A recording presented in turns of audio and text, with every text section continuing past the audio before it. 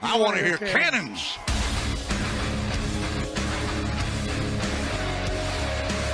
Snap to Brady. Brady looking. He may run. Brady has got a hurdle. He's got a first down inside the 25, and he slides at the 22.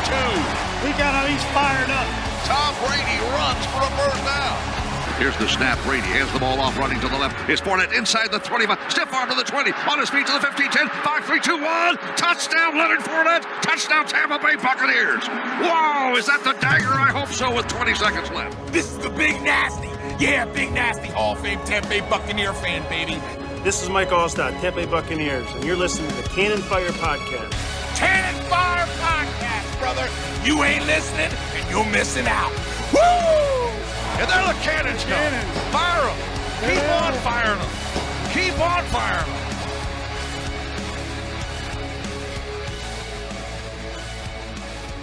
Hello and welcome back, ladies and gentlemen, to a very special edition of the Cannon Fire Podcast. I'm your host, as always, Rhett Matthew, joined alongside me, my good buddy and co-host, the Philly Bucs fan himself from BucsNation.com, Mr. Evan Wanish.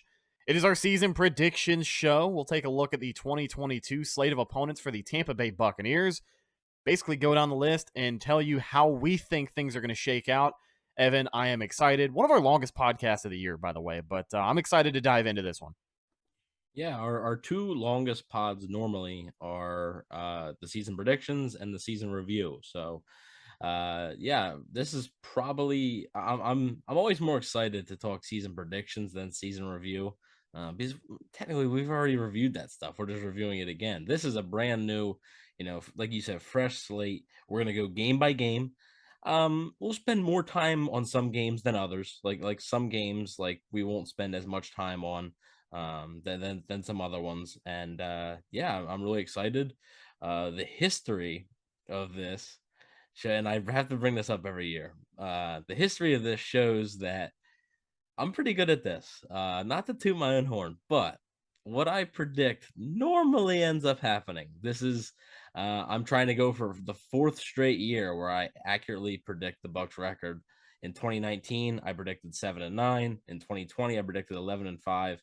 And in 2021, I predicted 13-4. I believe you predicted 11-5 and 13-4 in 2020 and 2021 as well. But 2019, I have you beat. So you're trying to be 3 straight, and I'm trying to go for 4 straight. So we've been doing a pretty good job of this. And this year, hopefully, we're able to do it again. Yeah, I get a little bit of anxiety about this year in particular, though, because it seems like everybody's opinions about this team are kind of all over the place. And I know that sounds weird because everybody's picking the Bucs to win a lot of games. Don't get me wrong. But there's a lot of people who look at the schedule that we have and think that the Bucs are probably going to win. Their ceiling would be like 13 games. Maybe 11-12 sounds a little more realistic. And then there's other people on the other side of the spectrum who just feel like this team is going to get better and they're going to win 15 games, 16 games, 14-3. And it's one of those things where I think what you and I try to do every single year is just reel things in a little bit, look at this with the most realistic lens that we can, because the fact of the matter is an NFL season is now 18 weeks long, and there are peaks and valleys for any team in any NFL season. And I'm sure, as both of our predictions are going to tell us here, there's probably going to be some peaks and valleys at some point for the 2022 Tampa Bay Buccaneers. But before we dive into the prediction, I did want to talk about just some news this week. The Buccaneers basically cut their roster down to 53, and we'll talk about some of the notable guys who are gone, but really, I think a lot of who we expected to be on this team this time of year is still on the team. But the biggest surprise for a lot of people was in the wide receiver room. We had talked so much about that coveted 7th wide receiver spot. It ends up going to Scotty Miller, as Tyler Johnson is no longer a Tampa Bay Buccaneer, claimed by the Houston Texans on waivers earlier this afternoon. A surprise to some people, but I mean, I can't say I'm too shocked when you look at what he's done for us lately. I was very surprised because he was having a good camp, having a good preseason. I know the drops were in there. He had a drop versus Miami and a drop versus Houston. No, sorry, not versus Houston, versus Indy. I had Houston on the minds. That's where he went. But I was surprised. I genuinely thought that he was pretty much safe. I didn't think he was going to get like a ton of playing time this year, but I thought he was pretty much safe. And um, I don't necessarily agree with it, but it shows that they're really putting a value on special teams. Miller plays special teams, Johnson doesn't. That's the big difference. If Johnson played special teams, Johnson would probably still be here, and Miller wouldn't. Because I think as a receiver, I think Tyler Johnson is the more talented wide receiver than Scotty Miller. I don't think there's many disagreeing with that. Um, but the bigger one that I have is they kept Rashad Perryman over Tyler Johnson. And Perryman, while he's decent, he was injured for most of camp. Yeah, he really didn't And do anything. no, he didn't play like at all. Played a little bit versus Indy, and didn't really do much. So that was the more confusing one to me. Like, okay, Miller plays special teams, that's fine. Perryman doesn't really play that much special teams. So I would have preferred to keep Tyler Johnson over Brashad Perryman if you were going to keep a receiver that was limited on special teams. So that's the one thing there. Everybody knows I was a big Tyler Johnson fan. I still believe that the Buccaneers do not beat the Saints in the divisional round in 2020 without Tyler Johnson's catch on 3rd and 11. That was a really clutch catch. I believe the Bucs were either down at that point or the game was tied. So if he doesn't make that catch, I think that game goes differently. And he had some nice moments. It's just he couldn't find that consistency. And I think last year when Chris Godwin went down and he kind of couldn't really step up, that was a big indication that maybe he's not there yet. And while he had a good preseason, their punt coverage and kick coverage was not very good, and I think that's what they're looking for right now with their backup receivers and backup corners. And Johnson just couldn't really supply that. So I mean, Todd Bowles literally said today that Johnson just didn't have much value on special teams. So that's why the decision was made, and best of luck to him. And when you make the comparison really quickly between Scotty Miller and Tyler Johnson, it's hard to get too emotionally involved into this because we're talking about wide receiver 5, wide receiver 6 kind of territory, and those aren't the guys who are going to be making plays on every single drive. But do you think chemistry with the quarterback and Scotty Miller's brief history with Tom Brady has something to do with it as well? Because he was yelling at Tyler Johnson in that preseason game against Indy after he dropped it on the first drive of the game.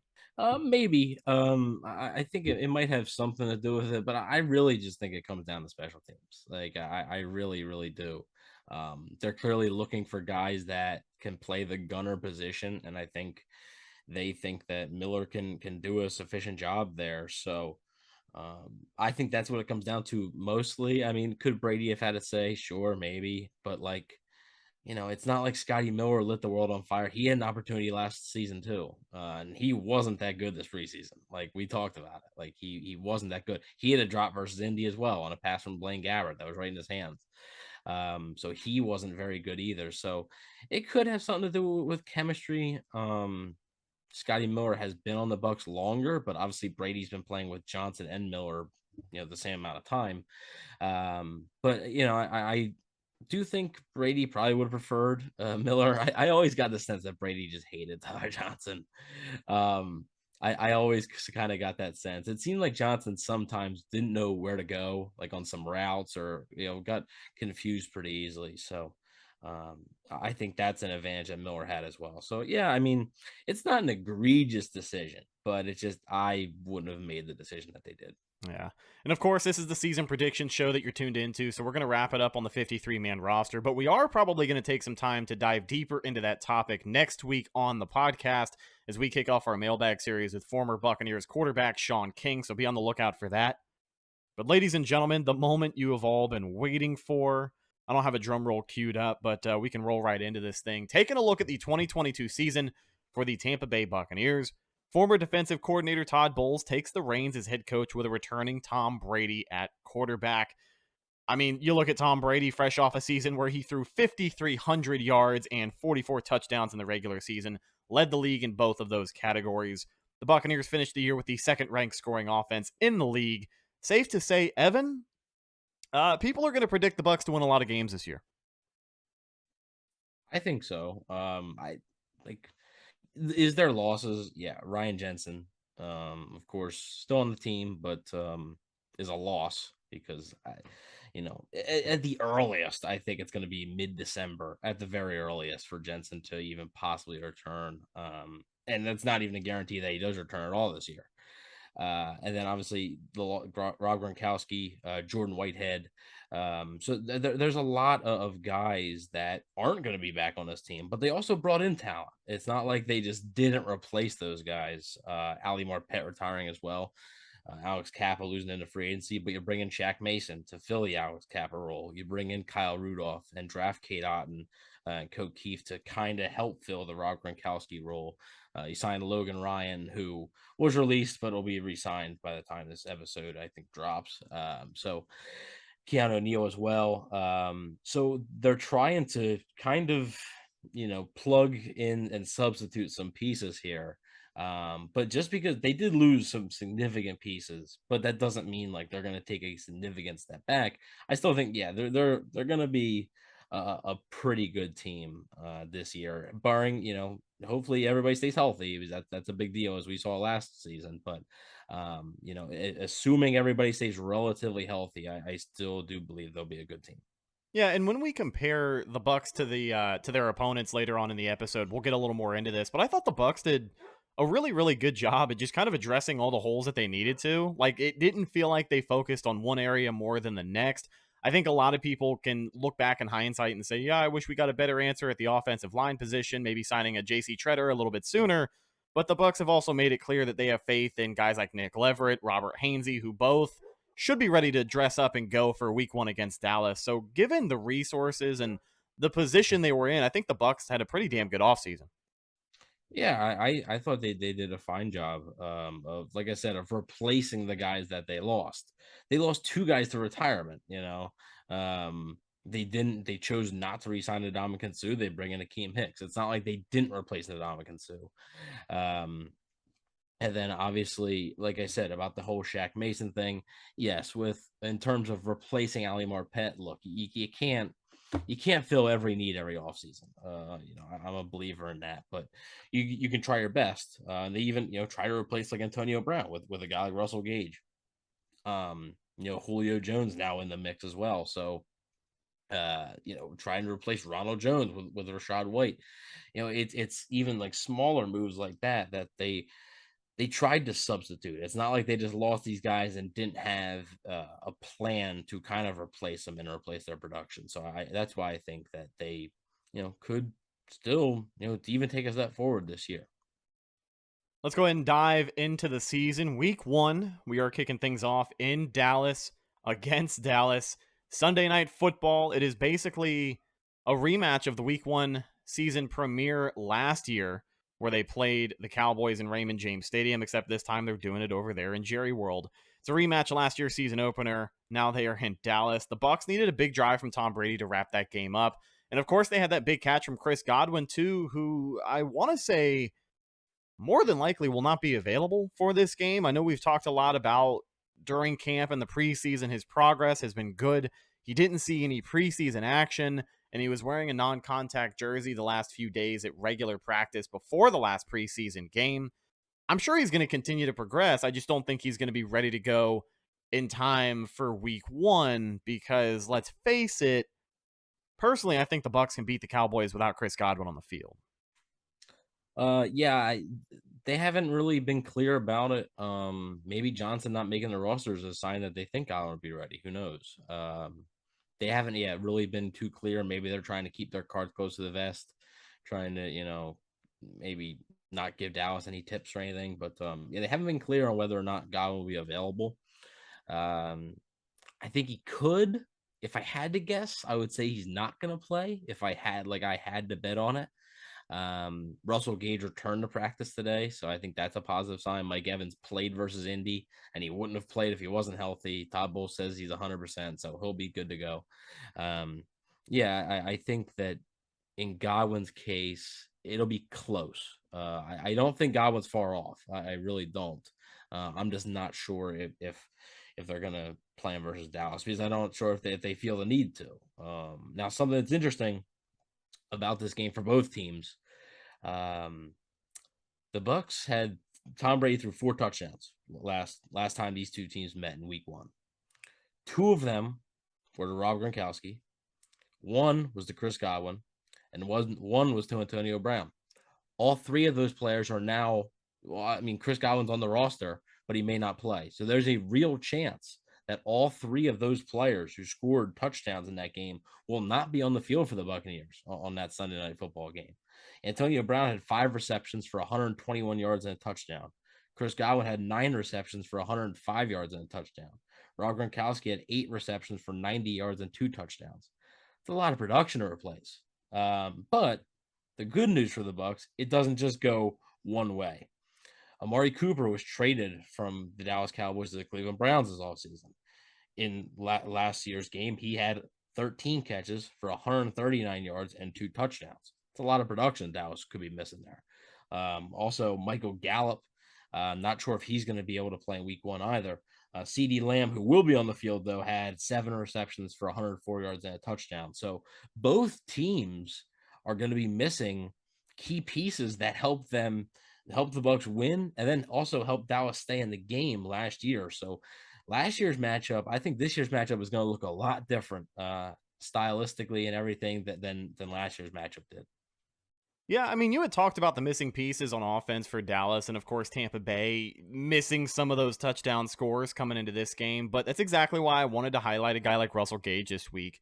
You mentioned that he showed up at practice today, was full participation, which is always great, means he should be ready to go for week 1, but this is where he earns that money, man. I mean, Mike Evans is obviously going to have a ton of attention on him. Julio Jones probably going to be out there working as well, and then everyone else in that wide receiver room going to be fighting for snaps, but it's going to be a back and forth game. Like, I want to think that maybe it's not as high scoring as last year's was, but I still think that it's going to be score for score, blow for blow.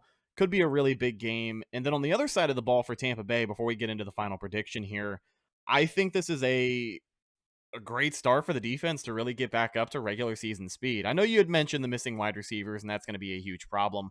But again, with SMB coming out here on the initial depth chart at cornerback number 2, I think a lot more eyes are going to be on him in this week 1. And I know that the initial 53 depth chart isn't the final one that they're rolling with going into week 1 against Dallas, but we do know SMB is going to be getting some work at a little bit of a different position this year. Yeah, I'm still in the camp of Jamel Dean to be the second cornerback. I mean, Sean Murphy-Bunting got injured on the second drive versus Dallas last year, so it's a chance for him to sort of redeem himself there. I mean, not to mention, Dallas, Tyron Smith is out. He's not going to play, so I believe they're actually going to be rolling with Tyler Smith. I know it's a similar name at left tackle. So it'll be interesting to see if Todd Bowles decides to load that left side against that left tackle with Shaq Barrett, or if Barrett plays the opposite side and have Joe Tryon-Shawinko play that. So I do agree. I think this is lower scoring than last year's game. I don't have a score prediction, but I think it's lower scoring because, like I just said, that production by both offenses, like that's guys that they don't have. So I do think it's lower scoring. I think both defenses are going to be sort of ahead of each offense a little bit. And yeah, I think if Chris Godwin, especially if Chris Godwin doesn't play, I think that's a big advantage for Dallas's defense because they really struggled to contain Godwin last year. So if Russell Gage can step up, he's gonna. If the Bucs want to win, Russell Gage is gonna have to step up. He can't just be invisible out there. So it'll be interesting to see. And like I said, I think it's gonna be a lower scoring game. I think it'll be a close game, but I think it'll be a lower scoring game. I got the Bucs taking this one with a score of 27-24. I know you said you didn't really have any final score predictions. And, I mean, God, what was the final score of the week 1 game last year? 31-28? It was 31-29. Okay, 31-29. So I know my score isn't too different, but I don't think either team is going to break 30 points, and that seems to be the magic number for the Buccaneers offense most weeks. 27-24, I got the Buccaneers taking this one in advance to 1-0. You got them winning as well? I do. I do think the Bucs, I think it's close, and Dallas didn't improve in the offseason. I think they got worse. I was going to say this before yesterday, but I think Philly is better than them. But before even Philly acquired Chauncey Gardner-Johnson, I think Philly was better than them before that. I'm not a huge believer in Dallas, but I also think that Dallas is a decent team. Like, they're not bad. So I think this game will be close. But I do have the Bucs taking it kind of in similar fashion. I think it'll be a 3-point game or so. It's like something like, 24-21, 23-20, something like that. So it's a season opener, but it is also the first game in a brutal 4-week stretch for Tampa Bay. Probably the toughest stretch on their schedule, and to open the season to boot on top of it, obviously is an idea. So we both have them winning in Dallas. Let's move on to week 2. They are on the road against the New Orleans Saints. Man, oh man, I guess we'll have to just pick up where we left off with this one. And I think the sentiment with both of us here is I will believe it when I see it. We've all heard the same thing going on pretty much 3 years now. In the Brady era, the Bucs have only beaten the Saints one time in 5 attempts. We all know it was the 2020 divisional round playoff game where they end up winning Super Bowl 55 at the end of it. Hip, hip, hooray. But this is not the 2020 divisional round, and the Bucs have just been bodied by New Orleans for the regular season. I mean, even before Arians has gotten here, it really has felt like, every now and again, Dirk Cutter would kind of get his comeuppance on New Orleans, but for the most part, everybody is just sick of seeing this team. You know what the story is. You know the animosity these two teams have for each other.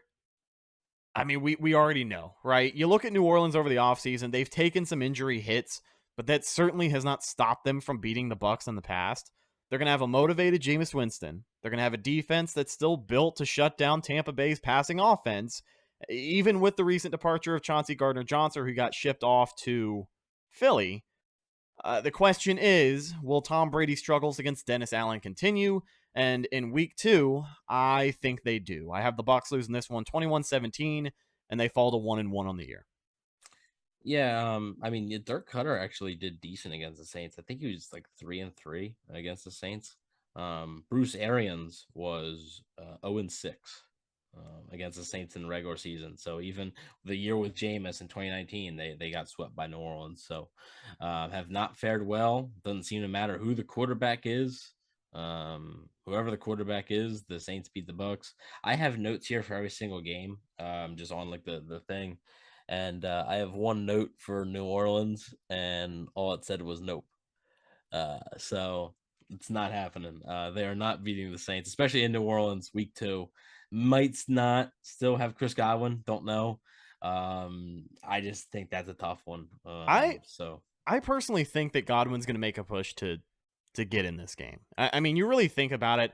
The last time they had Chris Godwin on the field against New Orleans, he was absolutely tearing them up. They had a problem with him on that Halloween game in New Orleans as well. And for Chris Godwin, I mean, how much more is it going to mean for your first game back to be against the team that took you out? Like all the motivation is there. The 30 for 30 stuff that writes itself, all of that is there. And I want to believe that if Godwin isn't ready to go week 1, he's going to be on a snap count in week 2 because he's going to want to be out there. Yeah, I mean, maybe they'll definitely be, especially division rival and stuff. And I think the Saints are going to be a really good team. I don't think the Bucs are just going to, run away with the division by week 10. Like, I don't think it's going to be all wrapped up by then. Like, the Bucs are going to have to fight for it. So, I probably like 23-21 or so. I think New Orleans wins. I think it's another low scoring game. Yeah, the New Orleans defense, especially with, Luke Gedeke would be his second career start in the NFL against a tough New Orleans defensive line. That's a tough ask. And I think the Bucs struggles against New Orleans will continue. Like I said, and until I see it, until they actually beat New Orleans in the regular season, I'm just not going to believe it's going to happen. Week 3, the Bucs are back at home taking on Aaron Rodgers first time and the Green Bay Packers. Yeah, it's all the way September 25th before they have a home game. So it's the home opener for the Buccaneers, and they're facing perked up Aaron Rodgers and the Green Bay Packers. To be honest with you, if the Bucs are coming off of a loss to New Orleans, it's going to be a rough week to be a Packers fan. Aaron Rodgers always tends to struggle in Florida, and especially against the Tom Brady-led Bucs. I mean, 2020, I'm sure it's going to be hard for a lot of people to forget not only the NFC Championship game, but that regular season thrashing that he had. I mean, through 2 interceptions and 3-4 plays, it was his first rough game of the year. Well, I guess week 1 against New Orleans was also a rough game for him. Yeah, but that wasn't the same season. Yeah. No? No, that was last season. So Rodgers in Oh, 2020 played you're the right, Bucs. you're right. 2021 played. Man. But that wasn't supposed to be in Jacksonville. That was Yeah, relocated because of yeah. the Hurricanes. That's why I want to think he tends to struggle in Florida here, but He does. I think it could be a close game, but I just do not think that Green Bay is going to have the firepower on the offensive side of the ball to keep it up. If Tom Brady decides to have a day in front of the Raymond James fans, if he goes out there and feels like throwing 350 yards and 4 touchdowns because everything on the offensive side of the ball is working, I think they're going to beat Green Bay by more than one possession in this one. Now, Aaron Rodgers is obviously capable of making it happen with the wide receiver room that he has. I just don't Or lack know. thereof. I just think scheme wise, the Bucs have always done well against the Packers, and this is just going to be another showing of that. Yeah, this is an interesting one. Because I think for the first for the actually the second time in the Brady era, I think the Bucs are going to be under 500. I think they're going to lose this game. It'll be close. I don't think it's going to have to do with Aaron Rodgers. I think it's because I think the Green Bay defense improved mightily in the offseason. I think they're going to be one of the better defenses in the NFL. I think probably a top 5 unit. And I think Chris Godwin, if he's done playing New Orleans, I think this is a good spot for his return. I just think, again, you're asking Luke Gedeke and Robert Hainsey. It's a tall task again. The Packers have a lot of talent. They added more talent this offseason to that defense. Obviously, on offense, they lost Devontae Adams. That's obviously huge. And that's why I think this, again, I think the first 3 games of the season could be pretty low scoring. I think it could be low scoring. I think the Bucs defense again is going to be ahead of the Bucs offense in terms of production. So I think it's low scoring, but I just think the Green Bay defense squeaks one out, and it's kind of a heartbreaker. So, like I said, for the second time in the Brady era, not since week 1 of 2020 have the Bucs been under 500 in the Brady era. Now they go back under 500 with a 1-2 record. So yeah. And then you're almost done this stretch, but you got one more big time opponent coming up. Our first disagreement of the pod. I'm sure we'll have a few more of those by the time this thing is all said and done. But let's get into it here. Week 4 versus Kansas City on Monday Night Football. It is the second primetime appearance this year for Brady and the Bucs, as it is a Super Bowl 55 rematch in the very same location that infamous beatdown took place. Let's all remember that back there in 2021. But looking at Kansas City coming into this game, obviously people are going to talk about Andy Reid, Patrick Mahomes. That's always going to be a steady with them. But they did lose some pieces on both sides of the ball. Tyreek Hill obviously gone, takes away a huge target for Pat Mahomes, and a guy who absolutely tore the Bucs up in the 2020 regular season. And then, of course, they lost Tyrann Mathieu to the Saints on the other side of the football. And it's weird because for the first time in a couple of years, people don't really look at the Chiefs as the best team in that division. I mean, I'm sure that there's still a good amount of people that do, but the Bucs should thank their lucky stars they don't have to play any of the other teams from the AFC West this year. Yeah, the division's stacked, to be fair. So saying the Chiefs might not be the best team in the division is still, it's not like it's terrible praise. Yeah. A lot of people want to look at the Super Bowl 55 matchup, though, and kind of write this off as a win for the Bucs, and I'm definitely not quick to do that. I actually have them losing this game. I think this is really one of those that could go either way. I mean, it's a tough stretch for the Buccaneers to open up the season, and when you look at those first 4 games, if there's one that it makes sense for them to drop, it's probably this Kansas City game. The timing is there. Still trying to figure some stuff out. You know what I mean? Maybe a couple of frustrating mistakes here and there, but I think Pat Mahomes is going to be a little bit more ready to go on the offensive side of the ball, even if they have less firepower.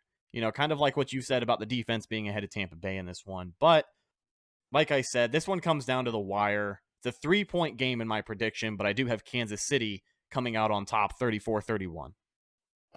Yeah, I actually think this could be the game where the Bucs offense kind of wakes up a little bit. I think the loss of Tyreek Hill is a pretty big one for Kansas City, and I have the Bucs winning this game. I have the Bucs winning this game. Not as close as yours. I have a 1 possession game probably. It's probably 7 or 8 points. I do think the Bucs win this game. I just think that the Chiefs don't have quite enough, and I think the Bucs, being 1-2, are going to be desperate for a win because I think 1-3 just would not be good.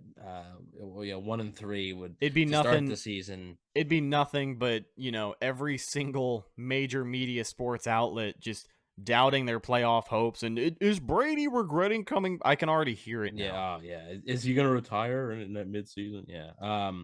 I think they win this one, go to 2-2, get back to 500. Big win on Sunday Night Football. So I think they're gonna get their first home win in 2022 against the Kansas City Chiefs. Week 5, some more division action. Take it on the Atlanta Falcons in Raymond James Stadium. It's a 1 p.m. kickoff. This should come as no surprise to anybody listening right now, but the Atlanta Falcons are the worst team in the NFC South by a pretty healthy margin. They have embraced where they are as a franchise. They traded away Matt Ryan, just let him go, right? Brought in Marcus Mariota, Spencer Ritter, who may or may not be starting by week 5. I don't know. I don't think he will be. No Calvin Ridley on the offensive side of the ball, and they got a bunch of jobbers on the defensive side of the ball, which means I am fairly confident in saying that the Bucs are going to sweep this series yet again here in 2022 to make it 3 years in a row. Yeah, I think the Bucs win this as well. Atlanta's is not very good. They have some talented young pieces. Drake London, the 8th overall pick. I would expect Marcus Mariota to be the starter, but their defense still ain't it. Kyle Pitts is obviously very good. I just don't think Atlanta has enough firepower. The Bucs, it's another home game. The Bucs are pretty good at home. And Tom Brady's still undefeated in his career against the Falcons, so I think that continues here. I think the Bucs beat them. Week 6, they are on the road yet again, going to Pittsburgh. 1 p.m. kickoff. This could be a trap game if the Bucs aren't careful. When the schedule came out, we had talked about this briefly on that show, and I had mentioned that this could be a trap game for Tampa Bay. But the way my prediction shakes out, it's one of those things where they kind of know what they're walking into. So I've got them at 3-2 up until this point. I think you do as well, right? Mm-hmm. Yeah. So yet to still kind of secure that top spot in the division. They obviously know what's at stake. I know that they're playing an AFC team, but wins are going to count early on in the year. But Heinz has always been a tough place to play. And I'm not going to call it the other name they have it.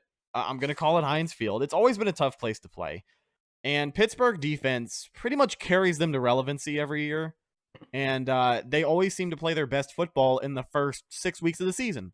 So TJ Watt probably going to be doing his thing. They've got some other good pieces on that Steelers defense that is going to make it tough for Brady to really air it out if he wants to. On the offensive side of the ball, they're either going to be working with Mitch Trubisky or rookie quarterback Kenny Pickett, so they'll have the ability to push the ball downfield a little bit more than they would have if they still had Big Ben under center. Luckily, they don't. And basically what this comes down to, in my prediction, is if the offensive line cannot stay consistent, I think TJ Watt's just going to tee off. Like that guy was on Defensive Player of the Year caliber last year. I'm pretty sure he won it. Yep. Yeah. But I am taking the Bucs to win this one. 24-17 is my final score. I think they know what's at stake. I think they're going to stay focused. I think having Tom Brady in a game like this always gives you an advantage. But it's going to be an irritating game to watch, I think. Yeah, it's a tough atmosphere being there in Pittsburgh. And this could be interesting because around this point in the season, depending on how the Steelers' first 5 games go, you could maybe see Kenny Pickett maybe make his debut in this game. Like this could be around the time that maybe they make the switch if they're struggling on their record. To spark the team. I would still guess you'll probably see Trubisky, but I think around this time is when you could maybe see Pickett. So I don't really think the quarterback wouldn't change things. I think this is going to be probably the lowest scoring game of the year for the Bucs. And I think, just like you said, having a quarterback like Tom Brady, who's been in these types of environments, Steelers defense is elite. I don't think this game is going to be easy. Like you said, it's going to be irritating, and I think the Bucs barely squeak out with a win. I just think they're the better team. Steelers offensive line is not good. I think the Bucs defense may force a turnover or two, put the Bucs in a pretty good field position, and they're able to capitalize on it. I think that's the difference. So I think the Bucs win and improve to 4-2. Week 7, the Bucs are still on the road for some more division action. They're taking on the Carolina Panthers, a 1 p.m. kickoff. Carolina's heading into its third year under Matt Rule, and they still don't exactly have a long-term answer at the quarterback position. I know Baker Mayfield's development is yet to be seen, and while I can see him potentially giving the Bucs a hard time, limiting mistakes, staying consistent for 4 quarters is where he needs to improve his game, and he hasn't really been able to do that so far his time in the NFL. I know he's been battling injury. It's going to be a new atmosphere with him in Carolina, but I don't know, man. Baker, I think, is going to Baker at some point in this game. So this game could have its moments like any other division game. Like, I know it's been a little too close for comfort. Even though they have swept Atlanta and they have swept Carolina, there have been a few moments in those games where it has been a little too close for comfort. So I think this game has plenty of moments like that. But I've also got the Buccaneers taking this one pretty handily by the time it is over. Final score prediction, if I had to toss something out there, 35-24 Bucs. It's weird because I have the Bucs winning it too, and I actually wrote a score down as 33-24, so two points off there. So I just said, Carolina still isn't great. I think Baker Mayfield is an upgrade over Sam Darnold. Like, I think Baker Mayfield is better than Sam Darnold, but like, he's not that much better than Sam Darnold to really make that big of a difference. I still think Carolina has some holes on their offensive line that the Bucs could exploit, and I don't think their defense is up to the standard. So, I think the Bucs win this one and are 5-2. And now all of a sudden, like, my 1-2 start isn't looking so awful. So, yeah, so we both have them at 5-2 coming into this week 8, taking on Lamar Jackson and the Baltimore Ravens. It is Thursday night football.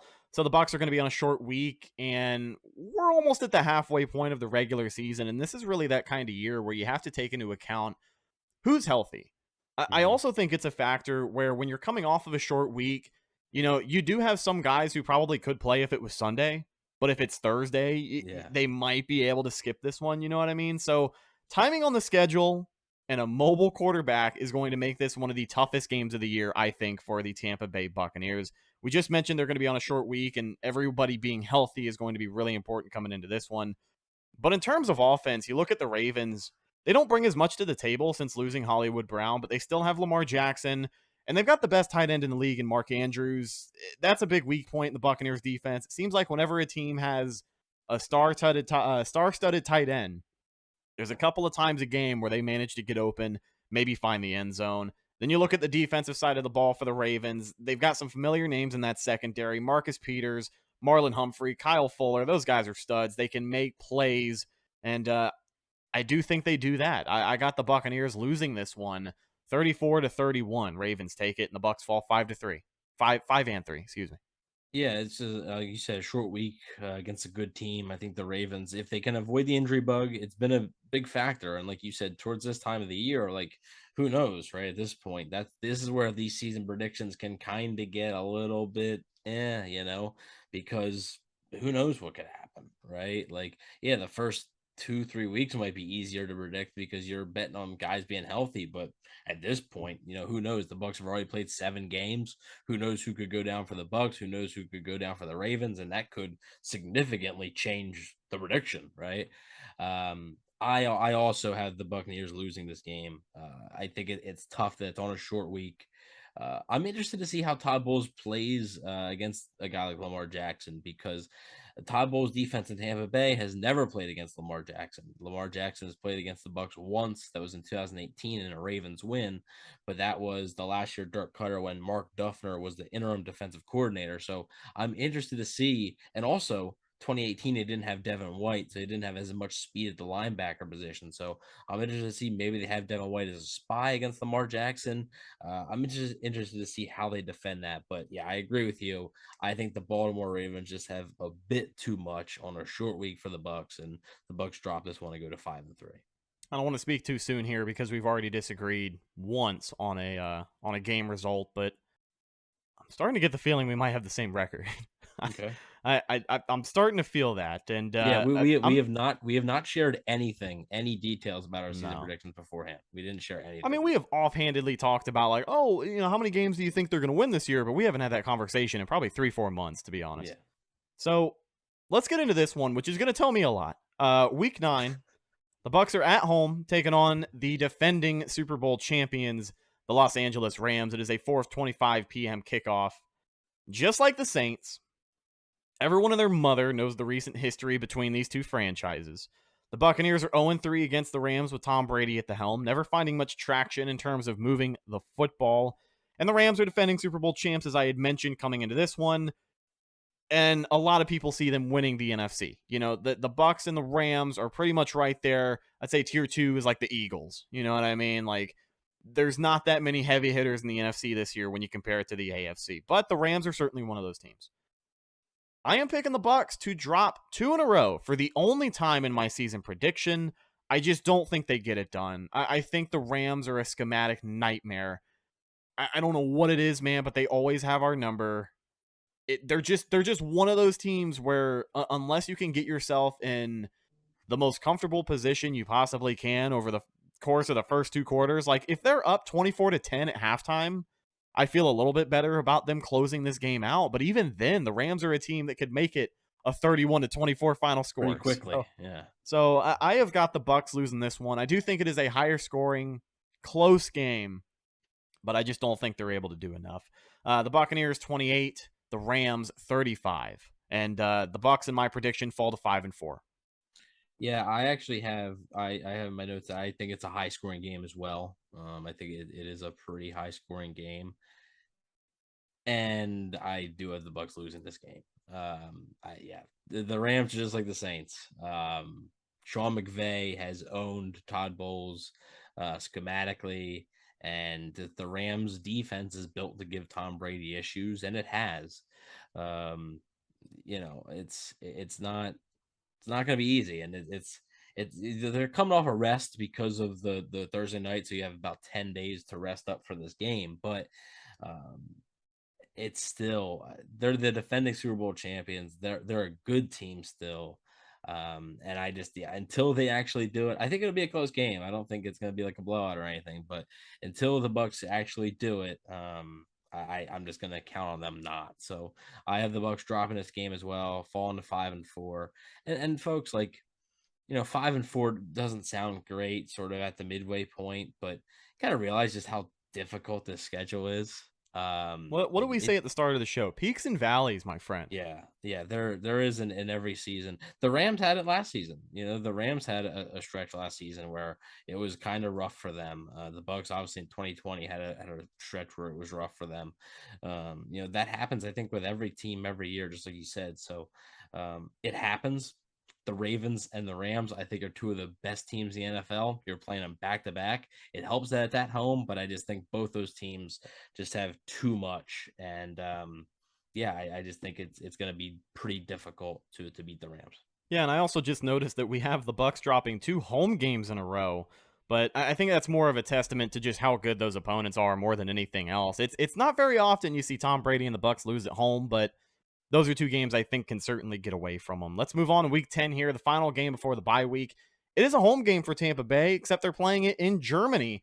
They're taking on their expansion partner, the Seattle Seahawks, at 9:30 a.m. Eastern Standard Time.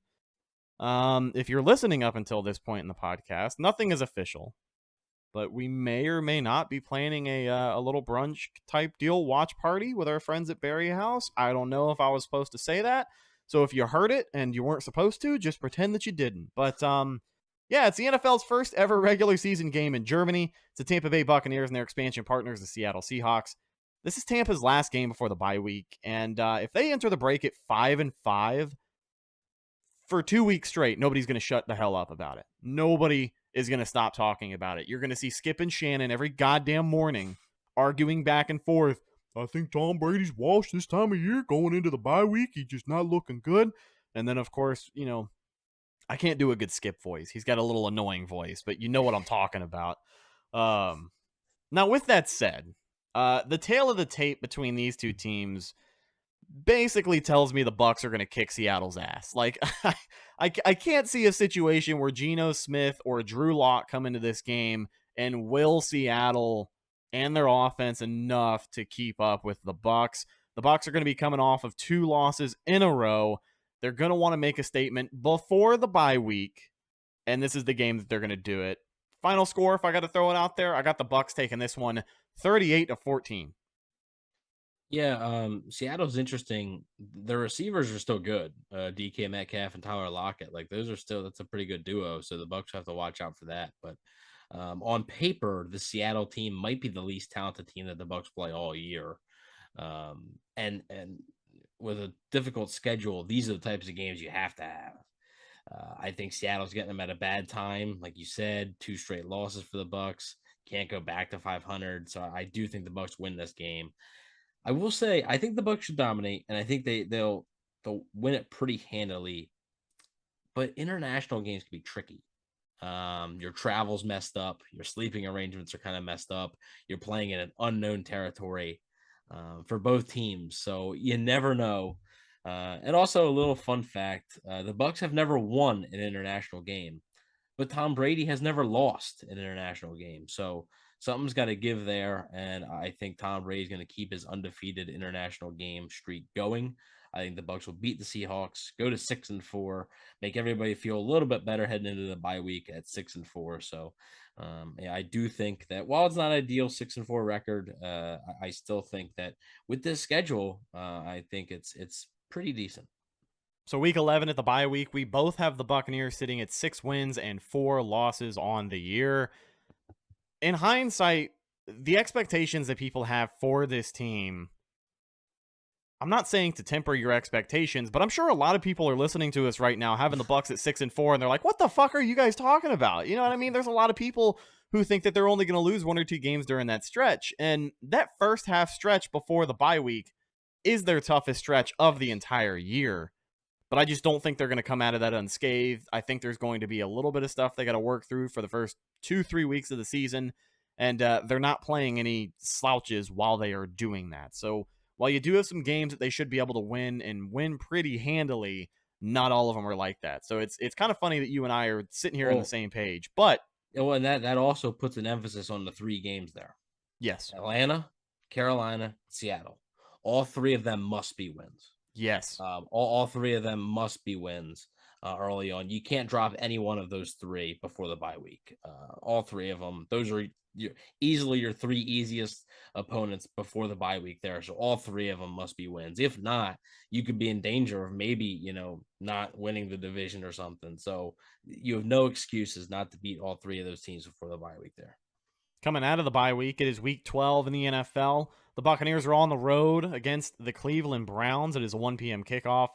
Now, this is the final week of Deshaun Watson's suspension, so he's going to be watching from elsewhere as Tampa Bay takes on Jacoby Brissett, presumably. Yeah, most likely. And the Cleveland Browns. Now, this prediction is obviously a lot different if Deshaun Watson is under center, but he is not. This will be his final week before he's back with the team, so I have to imagine that the Browns, while they are going to be playing for something, I just don't know how many wins they're going to get with Jacoby Brissett. But that's neither here nor there. We're just talking about this Week 12 matchup. And with that being said, the Browns have some playmakers scattered around the roster, but I think the Bucs are going to have some extra rest coming into this one. And they're going to have an offense that's kind of ready to run the score up on somebody, and I think that's what they're going to do.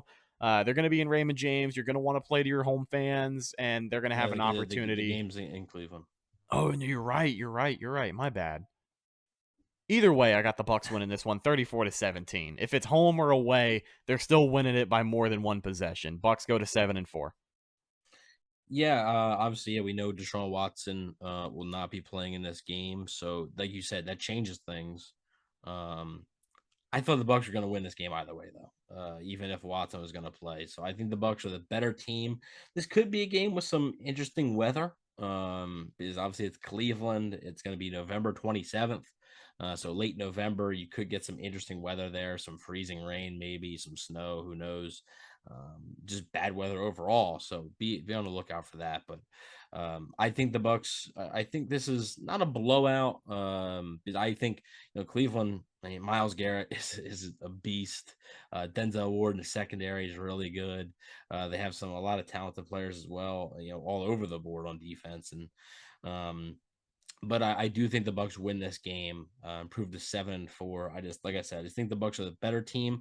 It may not be pretty the entire time, but I do think they end up winning this game. Week 13, it is some more division action. They are at home. Sunday Night Football. Monday. Monday Night Football, excuse me. Man, I've got my stuff all messed up.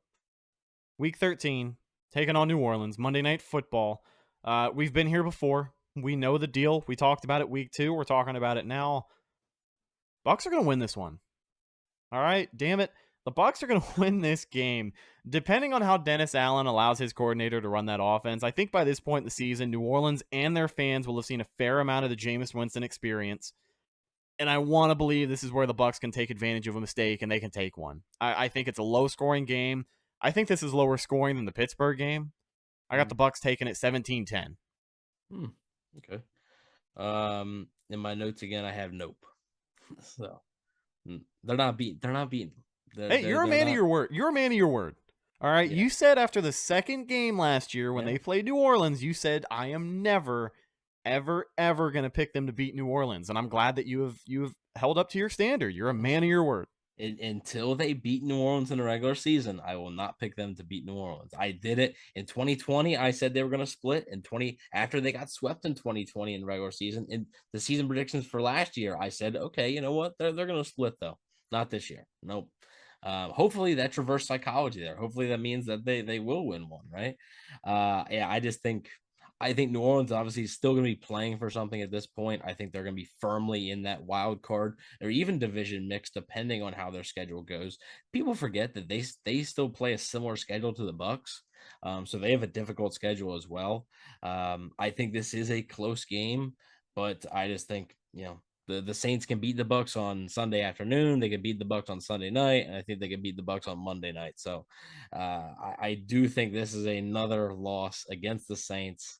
Like I said, I hope to be wrong, and if I am wrong, then next year's season predictions, maybe I will pick them to beat New Orleans in one or two of them. But until they do that, I'm not doing it. So you can't try to clinch a division and then lose 9-0 to Taysom Hill and expect me to think you're gonna beat them somehow. So I think the Bucs are going to be 7-5 at this point, entering the final stretch of the regular season. Some positive words for our listening audience there. Yeah, well, some truthful some words, hope maybe. Some hope. That's what we do here on the podcast. We instill some hope. Well, let's continue to try and instill some hope here. Week 14 for the Bucs up on the calendar now. They are on the road still, or actually back on the road to go cross country and play the San Francisco 49ers. It is a 4:25 p.m. kickoff, so it's basically a 1:25 p.m. kickoff over there. So they'll be playing at the hottest point of the day, but it's week 14. It's going to be like November, so they'll be all right. Now, many have billed the 49ers as an NFC contender down the stretch, and depending on who their quarterback is, it's kind of hard for me to agree with that. Will they win some games? Yeah. Will they be a force to reckon with in the postseason? I seriously have my doubts. Strong defense for San Francisco, and that's going to be something to watch out for in this matchup, but I do think Lenny has a big day in this one in particular, and Tampa Bay takes it. I've got the Bucs winning this 28-17. I have the Bucs losing this game. What the what? Why? I have the Bucs losing this game for a few reasons. So now, now, never mind. Go ahead. I'll tell you at the end of the show. Okay. They play on Monday night in Tampa, and then they have to go across the country to play on Sunday in 6 days. That's tough. That's tough to do. It's a tough West Coast trip. The schedule makers didn't do them a favor on that one. And I think the 49ers, again, they're playing some tough defenses this year. And I think the 49ers with Nick Bosa, with Fred Warner, their secondary can be exploited. And I think if the Bucs want to win this game, they're going to have big days from their receivers. I think the offensive line's really going to have to hold up. But I think this is a game where it's very close. And I think this could be a game where you lose on like a last second field goal or something. I would expect Trey Lance. I still would expect Trey Lance. I don't think he's going to struggle enough for Jimmy Garoppolo to have to be in there. But I do think the 49ers have a pretty good roster. And I think, like I said, it's tough. In 6 days, you're supposed to go across the country after playing Monday night. After playing Monday night, you have to wake up Tuesday, go across the country and play. That's difficult. And I think the Bucs drop this one and go to 7-6. And all of a sudden, things are starting to get interesting for even the division, because New Orleans would have the tiebreaker over you because I haven't beaten you twice. So it would be interesting, what final 4 games as you get through literally the last stretch of that regular season there. Yeah, well, right now on the schedule is the moment of truth, if you will, and I think you'll catch my drift here in a second. The Bucs are at home, taking on the AFC champions, the Cincinnati Bengals, with Joey Burrow. 4:25 p.m. kickoff for this. This is going to be a fun-ass game. I think this could be game of the year, to be honest. I don't know if I'm just getting my hopes up for this one, but I think these two offenses, assuming everyone's healthy, this could very well be game of the year between Tom Brady and Joe Burrow. The Bengals made a clear effort to upgrade their offensive line this year, grabbing former Bucs right guard Alex Kappa over the offseason. They addressed a couple of other needs as well. So they're coming into this pretty much in better shape than they were last year, and they made it all the way to Super Bowl 56. Now, two high-powered offenses here. I think if you get stellar quarterback play from both of those guys, which they are more than capable of, this could end up being a shootout. Unless Todd Bowles can, dial up the pressure and get after the quarterback consistently, really slow down Joe Burrow, this is a game that could go either way. And with that being said, I have the Bengals taking this one with a final score of something crazy, like 45-42. Okay. Bucs fall to 9-5 in my prediction. I have the Bucs winning this game, going to 8-6. I think the Bengals are being a little bit overrated now. Yeah, they improved their offensive line, but are they going to have the same magic? Is Joe Burrow and Jamar Chase going to have the same exact magic that they did last year? I don't know. I think they're still going to be good. I just don't know if they're going to be as high level as we saw last year. I still think they have questions on their defense, and I think Brady's going to be able to exploit it. I think this could I don't know if this game's going to be very close. I think this could be a game where you're just like you said, this could be a game of the year matchup, almost kind of like the Bills game last year in the first half. Remember a lot of people saying, "Oh my God, Bucs versus Bills," in Tampa. This one is in Tampa as well. The Bucs are returning to Tampa, and everybody's saying, "Oh, this could be a game of the year." The Bucs come out and start dominating the Bills. Obviously, the Bills came back, but I think this time the Bengals wouldn't come back, and I don't think it's a complete blowout, but I think the Bucs probably win it by 2 scores, probably 10 points, 14 points. And I think they win, go to 8-6. And I also see our predictions are different because in my scenario, they're coming off of 2 straight losses. They need this win. They're a team desperate for a win back on home turf, and I think they get it. All right. Week 16, Buccaneers are on the road, back out on the West Coast for Christmas Day. It is a season of first. Thank God it's Christmas night. I did not want to play a Christmas Day game. So thank God it's Christmas night. It is a season of first for the Tampa Bay Buccaneers as they head to Arizona for the franchise's first ever game on Christmas. They will play an Arizona team that is proven to be very inconsistent down the stretch, even with Kyler Murray, DeAndre Hopkins, and J.J. Watt. Bucs are going to win this one. 31-21 is my score. They advance to 10-5. Yeah, it's interesting. Yeah, you wanted to play the Cardinals later in the year because history tells you that the Cardinals always start off pretty hot. They were undefeated. I think, what are they, 7-0 or 6-0? Yeah, 7 or 8-0, I think, at one point. But before they lost to the Packers, I remember. It was that, I think, Rasul Douglas had the interception where AJ Green just didn't turn around or something. But yeah, it's good to be playing the Cardinals later in the season because they wear off. And if you look at even Cliff Kingsbury's records at Texas Tech, his team started off fast and they just ended so slow. So I think, again, the Bucs win this one by 2 scores. I think the Bucs win this one by 10 or 14 points or so. I think they put together a complete game, one of the most complete games that they're going to put together this year. And I think, they're going to give Bucs fans a Christmas gift and go to 9-6. I think we can put a little bow on these last 2 games of the year. It's a couple of division games. The Bucs are back at home in Week 17, taking on the Panthers. It is a 1 p.m. game. I think if the Panthers are playing for a last chance playoff spot, this could be a tough game, but I still do not see them beating Tampa Bay here. I think the Bucs are going to sweep the series. I have my doubts that they're going to come into this game completely healthy, and the Bucs have already handled them once by this time in my predictions, so got Tampa Bay taking it by 2 possessions. 38-17 is my final score. And then Week 18, they are on the road to close things out against Atlanta. Kickoff time yet to be determined. But given my previous comments on Atlanta, the point still stands. Bucs will win their final game on the road and have some room to rest their starters before the postseason. I think they take this one 34-10. Yeah, versus Carolina, I actually think that's a pretty close game. I think Carolina's going to give them their best shot. I just don't think Carolina has enough. They could play upset. I mean, by this Yeah. time in the season, when you're playing a division opponent, I mean, in your prediction, it's a little bit different, but I'm assuming the Bucs, with these 2 wins, can basically lock up the division. Yeah, I would guess. So I think Carolina, I think it's close actually, but I think maybe Carolina could have an interim coach by this point. Maybe they're trying to fight hard for the interim coach. Teams always seem to fight harder when there's an interim coach. Oh yeah, 100%. So I think this is actually a close game, but Carolina just doesn't have the talent. The Bucs are at home, so yeah, I think the Bucs win that, go to 10-6. And then week 18 versus Atlanta. Atlanta could be all packed up by then, just ready to go out. I think the Bucs could still have some seeding possibilities for this game.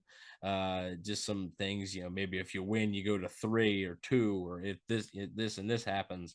So I think I said Brady will start the game, but I think Gabbert would end up finishing the game. So I think the Bucs would win this one by 2 or 3 scores to end the regular season on a high note and be 11-6. Which, I mean, wow, it's a difficult schedule. It really is a difficult schedule, and I think a lot of the questions that they have on the interior of the offensive line, and I think the loss of Rob Gronkowski is a pretty big one. I don't think they're going to get nearly the same production from the tight end position that they did. Russell Gage is a nice player, but I think we can all agree that despite the off-field stuff, Antonio Brown is a better player. I think the loss of Jordan Whitehead could be exposed at some points during the run game. Seems like he was a pretty important piece there. And I just think that I don't think people are talking about enough about the loss of Ali Marpet, because he was just so good. And that interior, you're going to have literally 3 new starters for this season on the interior. And I don't think that can be overlooked, especially with the slate of opponents that you have. So I actually did, I don't know if you did, but I did the MVP, Offensive Player of the Year, Defensive Player of the Year, Rookie of the Year, and a breakout candidate. So if you have any other comments, you can go ahead, or I'll just go ahead now. I got the Bucs at 12-5, winning the NFC South. I think a 2 seed is probably. I do think they win the NFC South. Yes. Yeah. I think they'll be a 2 seed. I think the Rams are probably the team that's going to end up locking up the 1 seed. If I had to guess, maybe by 1 game, they go 13-4. But yeah, I got the Bucs at 12-5, and for the first time all the way since 2019, we have different score predictions. So we'll see how this one shakes out. Either way, one of our streaks will be broken at the end of the year.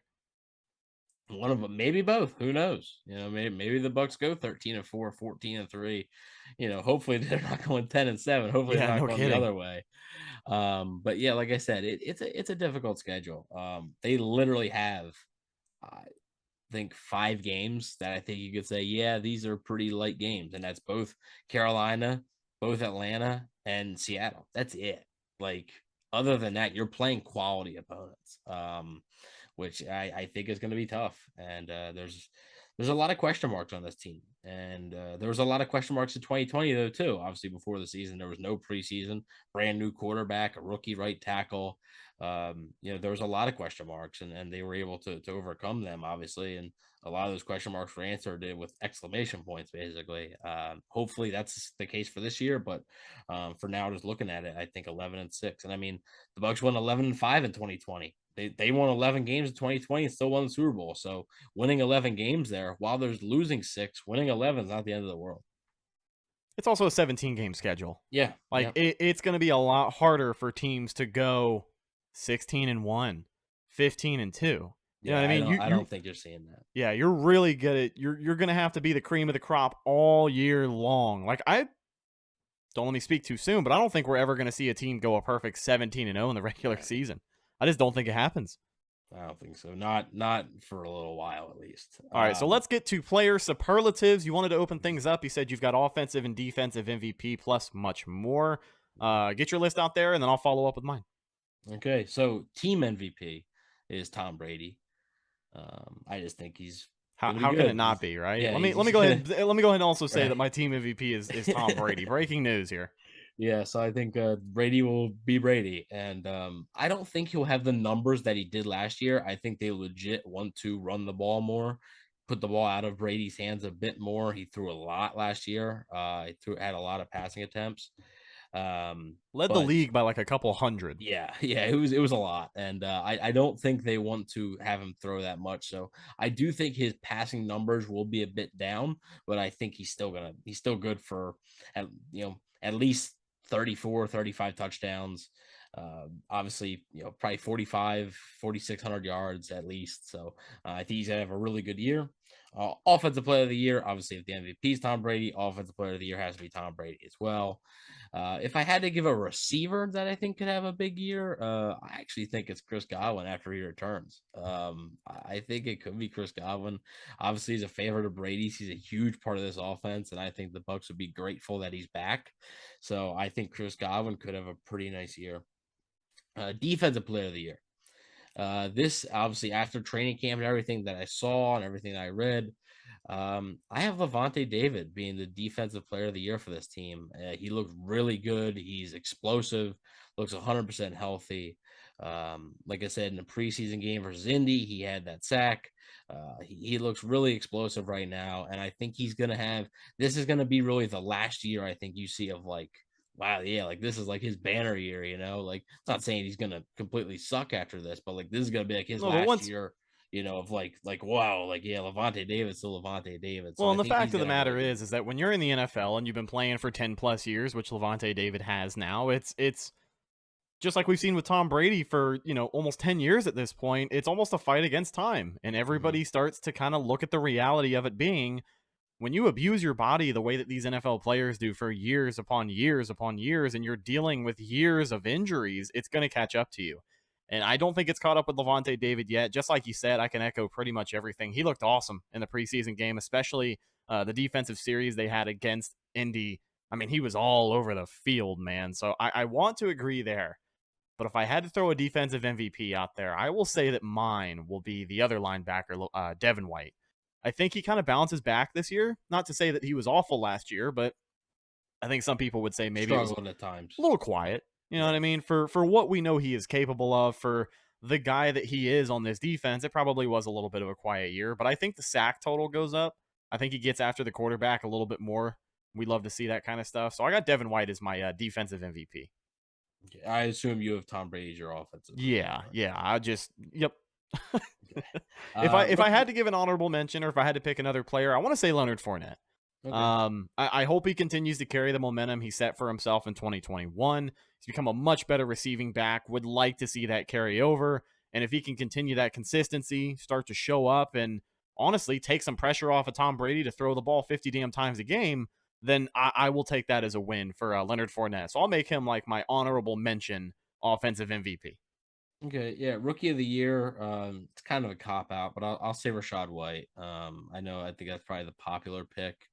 I just don't know how much Logan Hall is going to play. Plus, I think defensive linemen, you never really see a splash defensive lineman right out of the gate unless you're really special. Well, especially those interior guys, Yeah, like it takes a little bit. So, and then same thing with Luke Gedeke. Like it's tough for an offensive lineman to win a Rookie of the Year award on a team. So, Cade Otton, I just don't think he's going to be explosive enough. So I think, Rachaad White could be that guy that gets a lot of snaps. And I think like I said, I keep saying, I think by midseason, I think Giovanni Bernard is going to start off as the team's primary third down back when Leonard Fournette's on the field.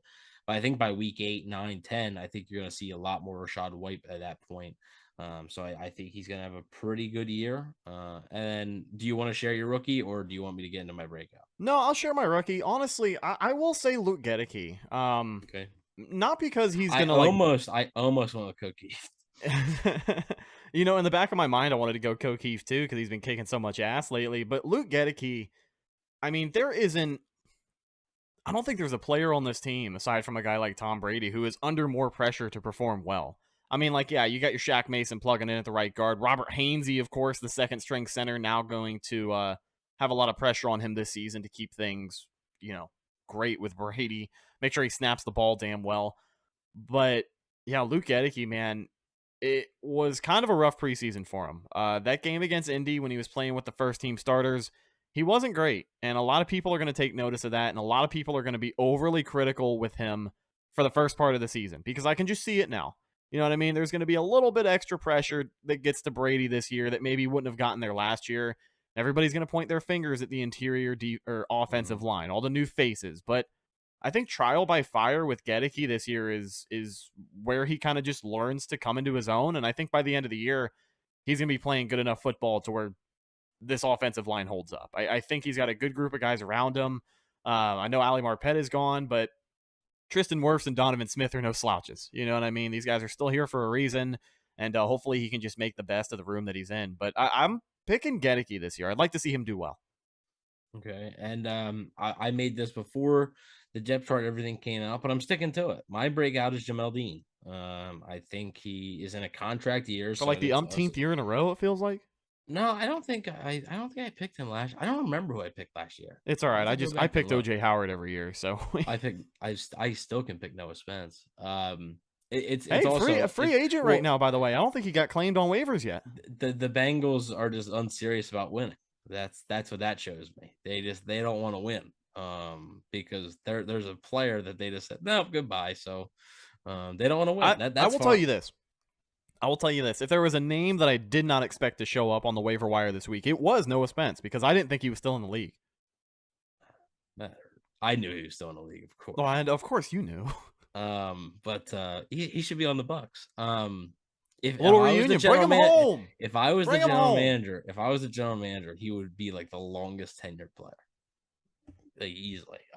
He'd be like the Ryan Griffin of the defense, essentially. Yeah. Like no matter what happens, he's surviving. But my breakout Jamel Dean, like I said, it's a contract year. I talk about this all the time. He's got all the physical tools, and I think when I mentioned this a few weeks ago, when you're talking about physical tools of a cornerback, I think Jamel Dean has the best tools. Doesn't mean he's the best, but I think he has the best tools of any corner on the roster. Doesn't mean he's the most talented. I think obviously Carlton Davis is clearly the best corner, the most talented corner. But as far as physical tools, as far as speed, height, like that combination, ball skills and everything, Jamel Dean has the best tools. He hasn't been able to put it together and been doing it consistently. So I think this year, I'm not saying he's going to be, fantastic. Oh, you got the Bucs have 2 number 1 corners. No, but I think he's going to have the best year of his career so far. And I think he's going to earn a second contract with the team. It's going to be a critical year for him to do that. A lot of second contracts are going to be due, especially in the secondary, so we'll keep an eye on all of that stuff throughout the course of the season. This probably seems like a cop-out. Okay. Is it offense? Let me guess it. Is it offense or defense? Offense. Actually, you know what? I'm going to change it. I got it. Defense. I know who it is. Who is it? Say it. If I'm wrong, I'll admit it. You know. Go ahead, say it. Number 9, Joe Tryon Shoyinka. Yeah, I think the more reps that he gets, the better. It's going to do him a big favor. He's obviously spent an offseason in an NFL weight room, which is a huge deal. Packed on a bunch of muscle, and he's got a pretty damn good supporting cast, especially in the middle of that defensive line. Real quick, who was the offensive player? Russell Gage. Okay, I had thought it might have been him too. Yeah, well, that's why it felt like a cop-out, because like he's the new player, he's already kind of a proven athlete. You know what I mean? Like it felt like a cop-out. Really, but no, it wasn't really a breakout. But but I am incredibly excited. Like this is no exaggeration. I am so excited to watch JTS this year. I think that guy's going to turn it up to another level. Do I think he's going to be getting 20 sacks like Shaq Barrett? No. But I do think he has the potential to be just as productive as a guy like Shaq Barrett has been over the last 2 seasons here in Tampa Bay. All right. Then one more thing. You said you were going to mention it after the thing. So when I said 11-6, like what were you? Well, you got to 11-6, and I knew our prediction wasn't going to be the same. But we got to a point where when I had picked them to drop 2 in a row, and you had also picked them to drop 2 in a row, I didn't realize that you already had 6 losses for them at that point. So in my head, we both had 5 losses going into the game against Cincinnati. Or in my head, we both had 4 losses going into the game against Cincinnati. So I was like, oh, if he picks the Bengals to win, then we both probably have them going 12-5, which was like, I guess, where my head was at the time. But clearly not the case. Yeah, well, like you said, we will see. I'm pretty confident one of us is going to be right. I don't think they're matching last year's win total, and I definitely don't think they're exceeding it. I don't think the floor. I have a tough. I don't think the floor is anything lower than 11-6, and I don't think the ceiling is anything higher than 14-3. If I'm honest, I think 13-4 is probably the ceiling. Yeah, I mean 13-4 that'd be pretty darn good. Oh yeah, especially considering the slate of opponents that they've got, Yeah, and that's. I know we keep kind of talking in circles, and we'll wrap up with this, but something to keep in mind as you listen to these picks. This is a tough schedule for Tampa Bay. One of the toughest schedules this team has ever seen in the history of us covering the Buccaneers on this podcast. Like, yeah, it's not. I mean, look at the teams that I have them losing to. I have them losing to the Saints. That's a good team. I have them losing to the 49ers. The 49ers were in the NFC title game last year. I have them losing to the Ravens. The Ravens are one of the better teams in the NFL. I have them losing to the Rams. The Rams won the Super Bowl last year. I have them losing to the Packers. The Packers were in the playoffs last year, and they're always consistently one of the best teams in the NFL. Like I'm not having them lose to the Panthers or Falcons or anything, but they're playing good teams. They're going to beat some good teams, but they're also going to lose to some good teams. It's going to be a fun year. I'm excited. Should be a fun year. Yeah. Ladies and gentlemen, the Campfire Podcast is officially back for our 2022 season coverage. We're really going to get things rolling next week as we are joined for the first edition of the Mailbag Show with former Bucs quarterback Sean King. So submit your questions for that, canonfirepodcast@gmail.com. Also, follow the show on social media, Facebook, Instagram, and Twitter. All of those places. Best place to go for Bucs news as it happens. Speaking of Bucs news, show updates and Bucs news as it happens. God, I'm tired, man. It's been a long day. Speaking of Bucs news as it happens, you can follow my co-host Evan on Instagram at Bucs_daily, the #1 Buccaneers fan page on Instagram. You can also find him on Twitter at EvanNFL. Last but not least, you can find myself, Instagram and Twitter. All of those are at Rhettakus, RHETTAKUS. If you follow me, I will follow you back. Thank you, folks, for listening. We truly do appreciate your support. We will talk to you in the next one. I'm your host, Rhett Matthew, signing off from my co-host, Evan Wanish. We'll see you next week. Until then, and as always, go Bucs.